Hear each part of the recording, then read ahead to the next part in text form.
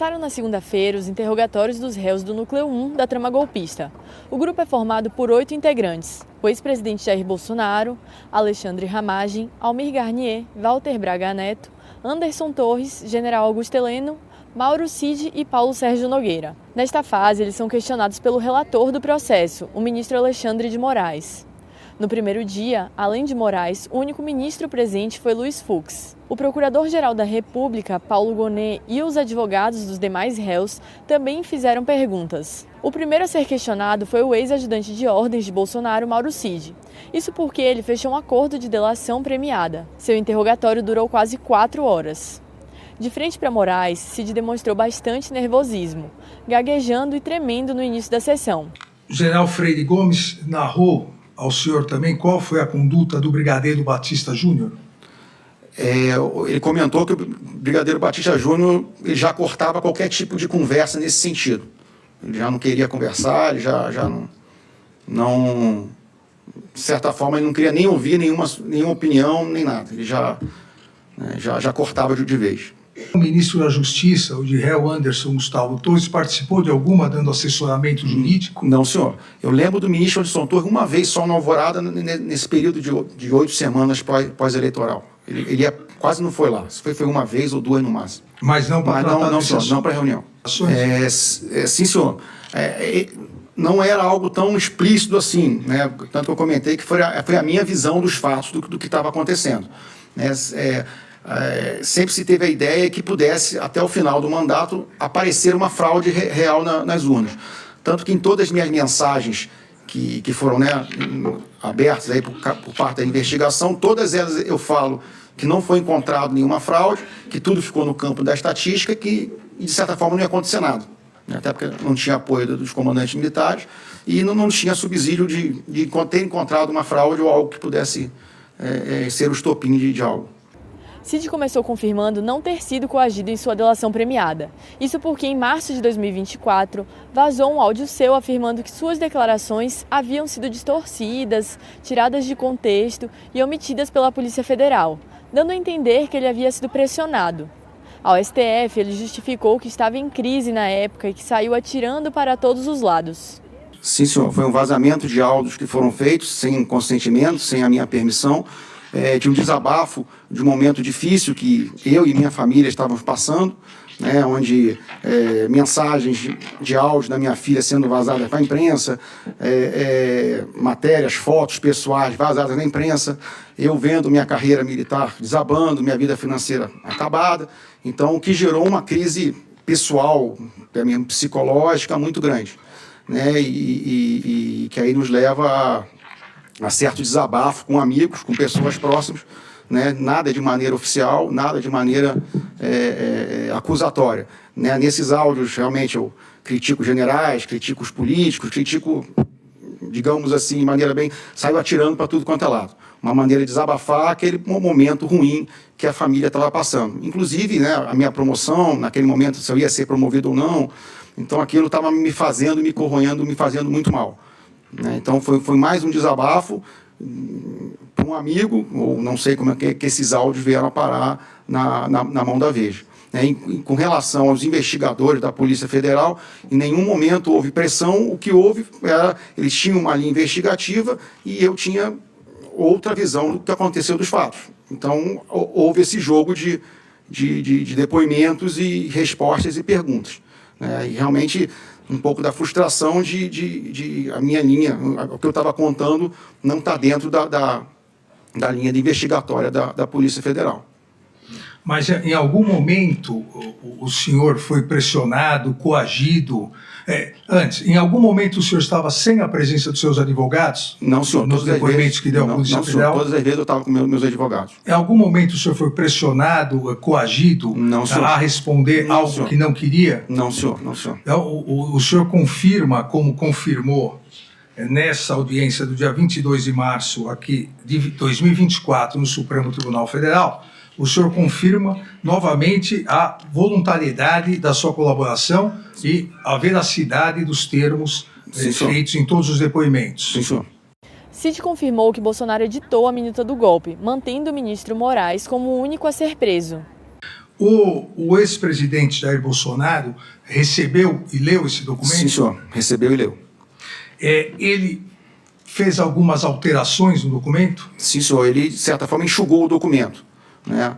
Ele enxugou o documento, basicamente retirando as autoridades das prisões, né?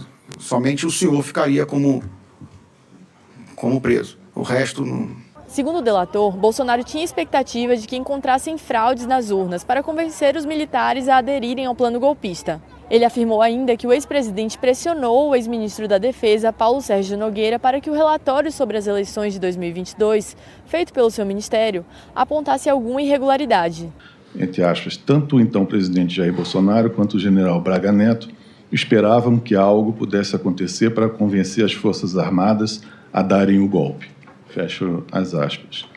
E o que eles esperavam? Eu gostaria de saber o que estava sendo esperado, se era uma comoção popular, de que espécie, qual era a expectativa que eles nutriam em relação a isso. Qual é essa expectativa? Sim, a grande expectativa era que fosse encontrada uma fraude nas urnas. Então, o que a gente sempre viu ali era uma busca por encontrar fraude na urna. E com a fraude na urna, de certa forma, você poderia convencer os militares dizendo que a eleição foi fraudada, alguma coisa, e aí talvez a situação mudasse. Então, o grande mote ali do que eu, na minha visão ali, né, que tem a ver com isso, foi que queria se encontrar uma fraude nas urnas. E, então, por isso, a pressão realizada em relação ao então ministro da Defesa, Paulo Sérgio. Sim, senhor. Se fosse encontrada de alguma forma fraude nas urnas. Um momento que arrancou risada dos presentes foi quando Cid admitiu que em uma reunião informal entre militares falavam mal do ministro Moraes, que teria sido chamado até de desgraçado. Foi conversado algo sobre o meu nome nessa reunião? Sim, senhor.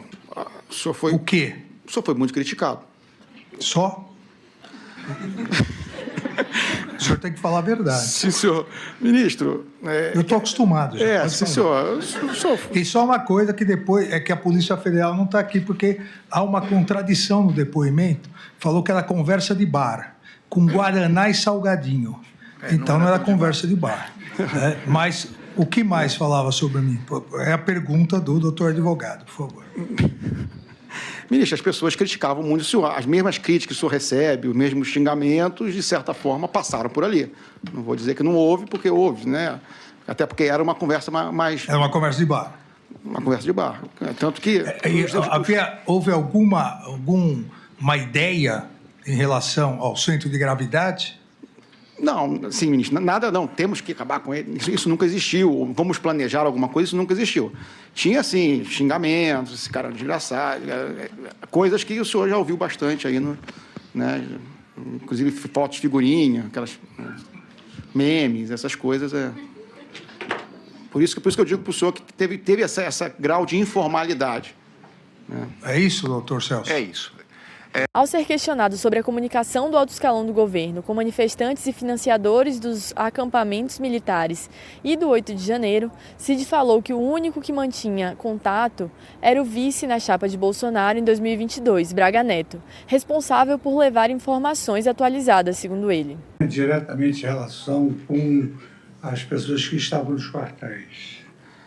Ministro, esse é o grande ponto. A gente nunca manteve contato, né? O miolo da presidência, com nenhuma liderança, nenhum financiador. A gente sabia o que estava acontecendo, né? As próprias mídias sociais, né? Tudo, a gente sabia, mas o núcleo interno ali, a gente não mantinha contato com ninguém. Quem trazia as informações atualizadas do que estava acontecendo era o general Braga Neto. Mas também eu não sei dizer quem eram os contatos que ele mantinha ou em que nível.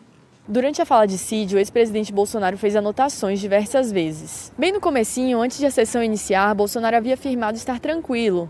No intervalo, ele falou à imprensa que não está preparado para ser preso, já que não tem motivo para ser condenado. Está com a consciência tranquila. Presidente, se o ritmo continuar assim, e vier uma possível prisão, como é que o senhor se prepara para isso?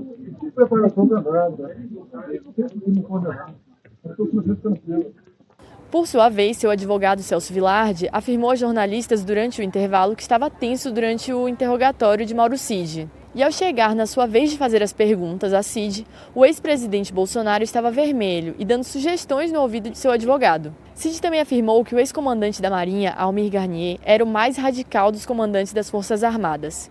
Ele foi o único, segundo as testemunhas ouvidas no processo, que colocou suas tropas à disposição do ex-presidente para evitar a posse de Lula, presidente eleito.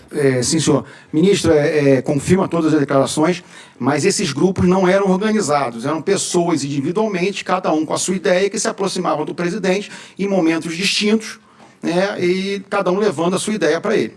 Então era basicamente assim, mas não existia uma organização e nem existiam reuniões que esses grupos se reuniam para debater. Essa foi uma classificação minha do senhor, porque convivia diariamente lá. Para facilitar até o depoimento.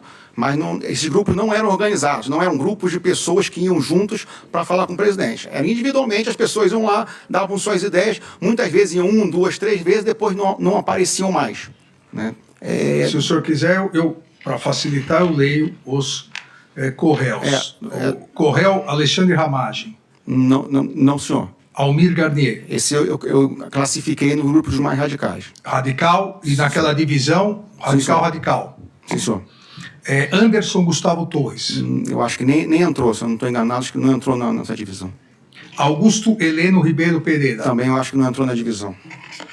Paulo Sérgio Nogueira de Oliveira. Se eu não me engano, ele estava nos moderados. Walter Souza Braga Neto. Ele também, eu acho que nesse momento ele estava nos moderados. Obviamente, para que conste, não citei o nome do réu Jair Messias Bolsonaro, porque esses grupos pretendiam influenciar o réu Jair Messias Bolsonaro. Obviamente, ele não fazia parte de nenhum desses grupos. O segundo a falar, seguindo a ordem alfabética, foi Alexandre Ramagem, diretor-geral da Agência Brasileira de Inteligência, a ABIN, durante o governo de Bolsonaro. Ele negou ter tentado provar fraude nas urnas e que a Polícia Federal induziu a PGR e o STF a erro. Ramagem também negou que a ABIN monitorou ministros do STF. Os interrogatórios estão marcados para acontecer até a sexta-feira. Os réus devem vir presencialmente todos os dias, exceto o general Braga Neto, que está preso preventivamente no Rio de Janeiro, desde 14 de dezembro de 2024, e participa por videochamada. Segundo a Polícia Federal, ele tentou atrapalhar as investigações. Os interrogatórios serão transmitidos ao vivo no canal do Metrópolis aqui no YouTube, todos os dias. Para não perder, se inscreve no canal e ativa o sininho. E claro, não deixe de acompanhar o Metrópolis.com.